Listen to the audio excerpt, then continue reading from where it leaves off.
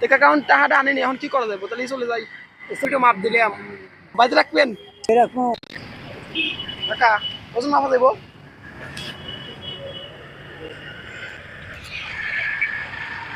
কয় KG? 52 KG. 52 KG না? কয়টা? 5 টাকা।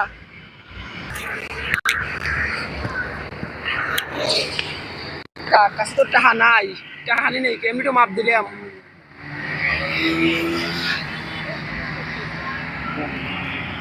চলে যাবো। চলে যাবেন নাকি? বান্ধে রাখবো? বুঝি নেই, আমি কি বান্ধে রাখবো? বাড়িতে রাখবেন।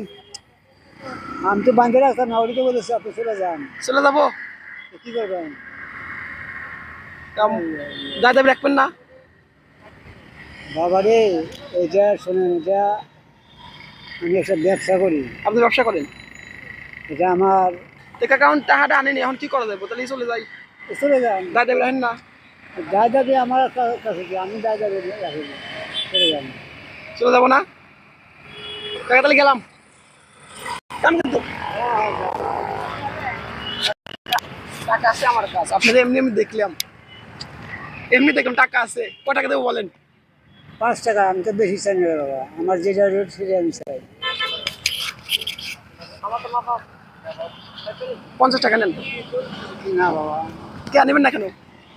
না, আমি আপনার কি কামে আমি বেশি নিব কম, আমি কি কামে আমি আল্লাহর কাছে দায় থাকি না। না দায় থাকে না, আপনি দেখেন, আপনি কিন্তু আমারে বলছিলেন যে টাকা নেবো না, চলে যাবেন। আমি দিলাম, খুশি হয়ে দিলাম, রাখেন 50 টাকা রাখেন।